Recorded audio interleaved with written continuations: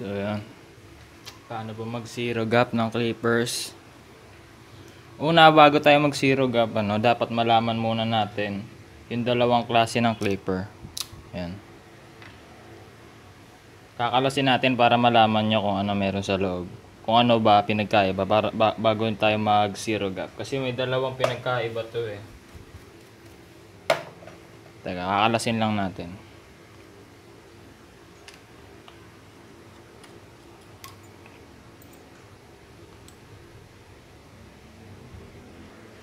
So, yan. Tapos na natin kalasin. Iyan. Ito, kukwento natin kung ano ba parte ng mga blade. Ay, parte ng loob na itong blade. Ito, kung makikita nyo, ito yung cam follower. Ito, cam follower to na itong isa. Yan. Itong W Mark NG101. Kada clipper, kahit yung mga mamahalin, iba-iba sila ng cam follower. Merong ito walang rail to na sinusundan dito. Diyan. Dito. Unlike dito sa isa, meron siyang rail dito na pinaglalagyan ng cam follower. Kapag siniro gap mo, di ka na mahihirapan kasi ito diretso na siya, dito na siya dito siya bumabase ng ng andar niya. Diretso lang, hindi katulad nito. Pag pina-under mo minsan yung blade na ganon, medyo naganyan lang siya ng onte. Kaya ito yung medyo tricky i-zero gap. Pero magagawa natin na parang so yan, alam nyo na ito. Ang tawag dito, cam follower. Yan. Ito, cam follower yan. Tawag yan, cam follower. Ito, cam follower din. Pero wala siyang sinusundang rail. Ito, nilagyan ko lang siya ng ganito para mas nakatahimik yung clipper. Seal tape tawag dyan. Pero di naman na kailangan lagyan ng ganito. Trip ko lang lagyan. Tapos ito tawag dito, cutting blade. Ito yung nasa loob. Ito yung pinagkakabitan netong cam follower. Tapos ito naman, ito yung susuksok dito sa may ng motor. Sa shaft. Itong naikot. Yan. Pero pinakita ko lang to, di talaga ganito mag-zero gap. Di na kailangan tanggalin lahat. Pinakita ko lang sa inyo, pinagkaiba nung cam follower. Kasi baka malito ay mamaya. Kasi dalawang clipper tong in-example ko. Magkaiba sila ng cam follower. Itong Kimi 2850 tsaka W Mark NG101. Kahit naman yung ibang clipper magkakaiba din sila ng cam follower. Yung Wall Magic clip, ang cam follower nun ganito. Maaaring itim, maaaring puti. Etong isa kong Kiepe na clipper, ito. Ang cam follower nito katulad lang din ito. Siguro mostly ng mga USA brands tsaka mga USA brands na clipper, mga galing sa ibang bansa na sa US. Siguro parang sa tingin ko mga clipper nila doon halos lahat nakaganto yung cam follower. Ganto. Pero meron din ako nakita mga USA brands hindi ganto eh. Pero di naman siya napaka big deal. Minsan kasi ito kasi maganda to kasi pag umandar siya diretso lang, pero may disadvantages siya dito. Meron silang pinagkakaiba. Merong maganda dito na hindi maganda, na wala dito. May bagay ito na wala dito sa isa. Ito kasi minsan kahit anong gawin mo, kung gaano siya kaingay, ganun pa din, hindi mo na siya mababago. Kasi meron akong ginagawa dyan, nilalagyan ko dito ng isang uri ng tape dito sa may shaft ng motor na pinagkakabitan nitong cam follower dito para umandar. Pero yun lang yun, hindi ko na kailangan kwento pa. Basta mag-zero gap tayo. Ito kakabit ko lang lahat.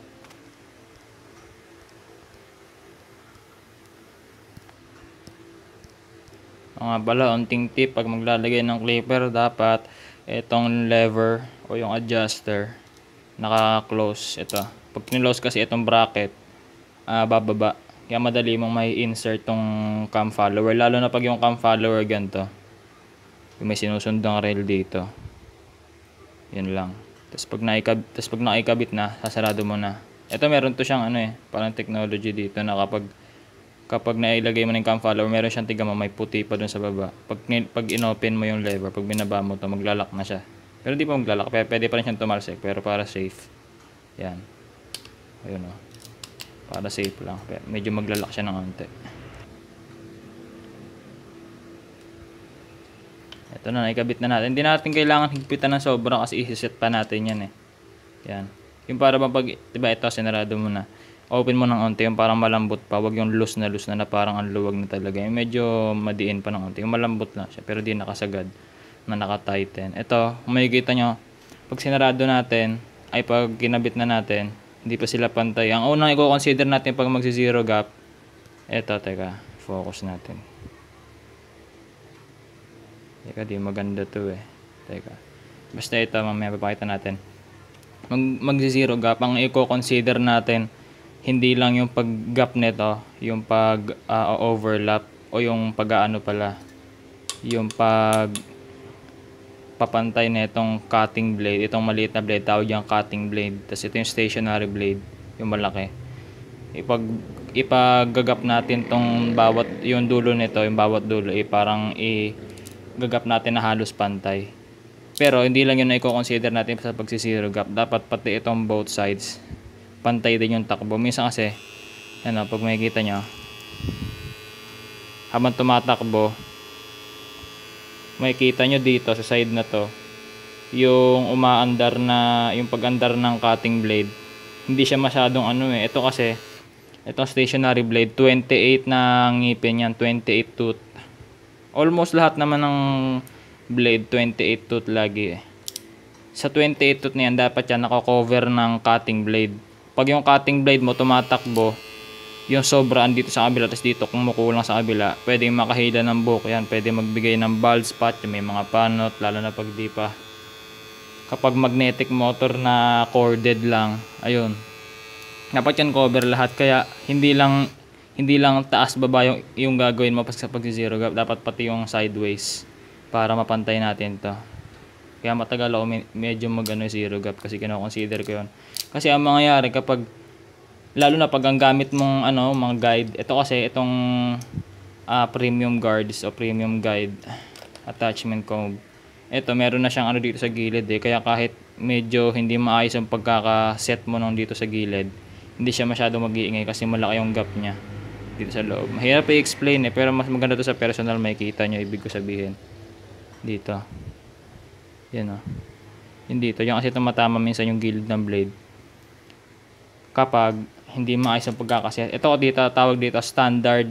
Ito yung standard guides, standard guards. Ito yung ito yung mga clipper guards na meron yung wall. Ito. Premium o kaya standard. Sa standard, ito, ginupit ko na yung mga sobra nito kasi umiingay eh. Ito, makikita nyo dito, pakipot siya itong parang pa-triangle. Dito, hindi siya ganun. Malaki yung space niya. Kaya pag kahit hindi maayos ang pagkakaset mo dito sa gilid, hindi siya mag-iingay. Pero hindi lang naman yung pag-iingay yung ano eh, pag-iingay, yung pagtama dito yung pinag-uusapan natin eh. Kundi yung pag magugupit ka na pwedeng mahila yung buhok, pwedeng mapoknat kasi hindi nasasakop yung buong teeth ng top blade nitong cutting blade pag umaandar. Kaya yun ang dapat nyo malaman. Yun ang mga pinagkakaiba ng mga cutting guide combs o guards o guide. Mostly tawag kasi guide, ako gusto guards, pero pwede na yung guide, pwede na rin. Ito namang cam follower. Ito pag ikakabit na, open mo pa din. Pero ito di na masyado mahirap sa pagkakabit ng cam follower tsaka ng mga blade. Ganyan lang, pwede pa rin siya matanggal agad. Kukonek mo lang, may dalawang butas dyan eh. Diin. Tapos open, di ba naka-close. Pagkakabit ng cam follower, open pa din para sure. Ito yung blade nya, ceramic blade to eh. Pero pwede pa rin naman yung ano, regular stock blade na metal. Ito, papait ba ako sa inyo. Ito hindi pa sa pag-zero gap to baka malito kayo. Pagkatapos, isa-isay muna natin pagkatapos muna na itong sa gilid. Ito makikita nyo, ito magandang example gamitin eh. Kasi naka-ceramic blade, kitang-kita nyo yung cutting blade. Focus ko lang.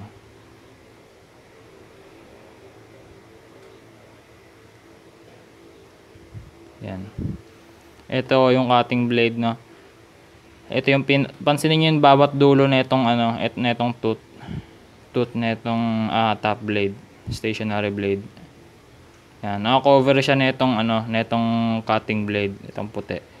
Kaya pag pinush mo siya dito, makikita mo pag umandar siya, sakop yan. Pag pinush mo sa kabila, sakop din. Kaya pag pinaandar mo, saktong-sakto. Kaya pag sinalpakan mo na ito medyo matigas eh. Yan.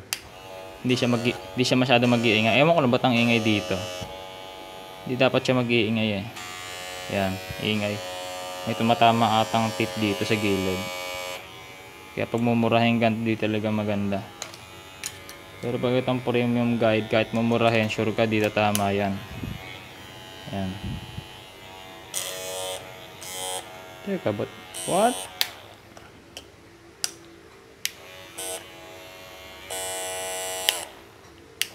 Alam ko na bakit. Pag ni-loose pala to, so may overlap, kaya yun yung tumatama, kaya umingay. Kasi di pa natin na zero gap. Pero sure tayo, kapag pinaandaran mo, kahit naka-open yan o naka-halfway, ito, kalahati, halfway, di talaga mag-iingay yan. Bisa talaga nag-iingay dahil sa ano eh, maaring overlap, maaring mali yung pag zero gap mo, naka-overlap, sumusobra. That kasi hindi susobra tong puti, itong cutting blade sa stationary blade, di siya parang bang overlap, lagi pa rin lamang to. Pero kailangan mong i-perfect yung pag-aagawa niya. Tapos kaya minsan humiingi sa cutting blade kasi nga yung gilid di nakaset ng ayos. Tapos minsan naman itong nakasagabal dito, yun yung tumatama. Yan. Pero sa mga premium guards, di na problema yung kasi mataas to. Ito kasi mabababa. Kaya ginupit ko na yun. Ginupit ko na yan. Hindi ko pa ginugupit yan, tumatama yung ano, itong blade. Itong taas ng cutting blade, tumatama dito. Yan, maingay. Ngayon, zero gap na natin. Ito, yung cam follower nito, wala siyang rail na sinusundan. Kasi sabi ko nga sa inyo, pag gumalaw siya ng ganon, ganyan, medyo gumaganon. Unting-unti na hindi naman talagang gumaganyan, pero medyo may ganon. Kaya ang gagawin natin dyan, una muna lulusin natin ng onte, diba? Nakahigpit, lusin ng onte. Nakahigpit, lusin ng onte. Tapos harap ka na dito ngayon. Dapat ang lever o yung adjuster ng blade naka-close. Close yan sagad. Tapos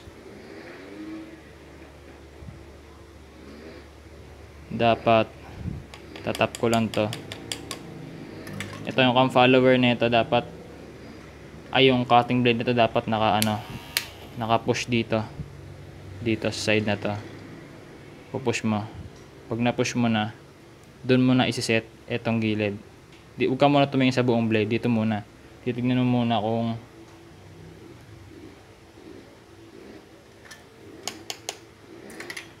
di ba siya nag-overlap. Dito ka lang tumingin kasi papantayan namin natin sa kabila yan dito. Yan, zero gap siya. Para sa akin pwede pa ito i-push ng konti.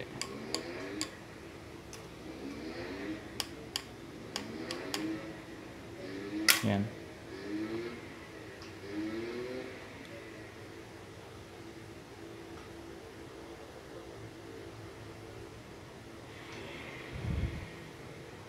Tapos yan, hihigpitan mo to. Unti lang, wag mo isagad-agad ng gano'n na. Pag maghihigpit ka, isa-isa lang. Kasi pag hinigpit mo lahat yan pag sinabay, pag ginanya mo, maaaring tumaas nung kabila pag di ka pa marunong. O pag di ka pa sanay, ito makikita nyo zero gap na itong kabila. Ngayon push mo naman to sa kabila. Ay, hindi to makikita, mag-overlap yun ng onte, pero ito hindi na. Yan. Makikita nyo sumasobra dito yung cutting blade. Kayo na bahala mag-set yan, basta tinuro ko na. Siguro ang gagawin nyo lang naman nun, lulusin nyo lang din ng onte. Yan. Tapos ito dito sobra na, pag pinush mo ng ganyan, sumusobra dito, pupush mo dito sa kabila. Yan. Kailangan na ito pag wala ginagawa sa bahay, i-reset mo lagi sa yung blade mo para ma-master mo Yan. Okay na yung sa gilid. Naka zero gap na din siya kahit paano. Yan.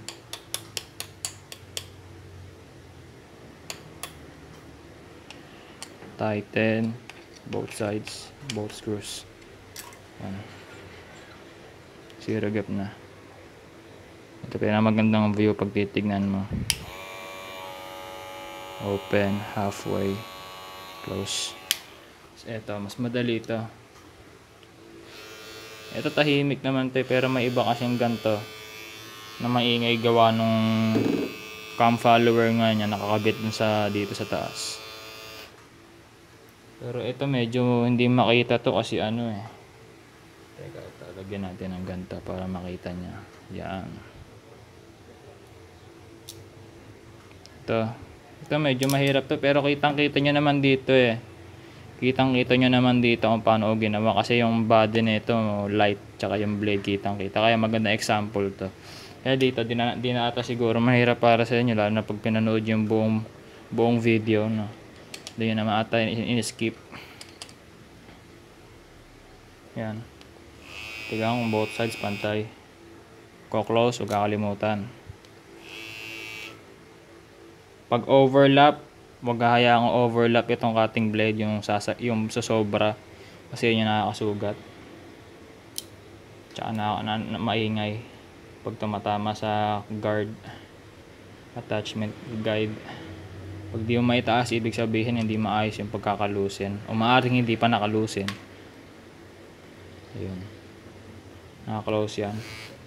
Kung makikita nyo, pag ganyan hindi zero gap yan, may gap pa lang yan. Parang nasa 1 mm pa lang yan. Pag umabot na siguro ng 0.5 mm, yun na yung nasa 0. Kasi below ano na siya, below 1 eh. Mari sinabing 0.8 mm yung gap between cutting blade, between sa tip ng cutting blade tsaka tip ng stationary blade. Pag 0.8, kasali pa rin sa 0 gap yun, pero hindi pa yung considered pagdating sa barbering term na talaga makaka-take out ng bulb line. Kaya pag nagki-fade, lalagyan mo ng ganito, tapos ba-bulb out mo. Lalo na pag medyo harsh yung pagkakalagay mo, medyo madiin, tapos 0-0 pa, naka-0 gap din. Hindi siya makaka-take out ng line. Kaya dapat nasa 0.3 to 0.2 yung 0 gap mo. Minsan may iba 0.1 ako, tinatry kong 0.1 yung pagkaka-0 gap eh. Yung ganyan. Yan, hindi pa 0 gap yan. Para nasa 1 pa lang yan. 1 mm yung gap. Yan. Mga ganyan. Dapat yan 0 gap eh. Ayusin natin. Yan, dapat ganyan. Tsaka maganda dito, di mo na kailangan masyadong pantayin yung both sides. Sa gitna ka na lang titingin. Tsaka onting tingin sa gilid din, syempre ba may sumasobra kasi ang under nito talagang sure ka diretso na yan eh. Kasi may sinusundan yung cam follower niya dito, nakakabit sa straight rail. Pag umandar siya, diretso talaga. Yan lang. Siguro magkakaiba lang sa ginawa ko ito kasi mga fade blade to eh. Ito taper blade, flat blade. Pero ganun lang din naman yung paggawa niyan. Iba din yung cutting blade na ito, maliliit. Yan lang. Sa sunod kong video, ipapakita ko sa inyo mga pinagkaiba ng guards. Attachment kong meron kasi mga sumasama sa package mula sa China, mga ganito, cheap junk to junk, mumurahin. Ito standard, magnetic, basta di ko na sasabihin dito lahat. Yun lang, tuturo ko din ko paano mag zero gap nito sa isa pang video. Yun lang guys, salamat.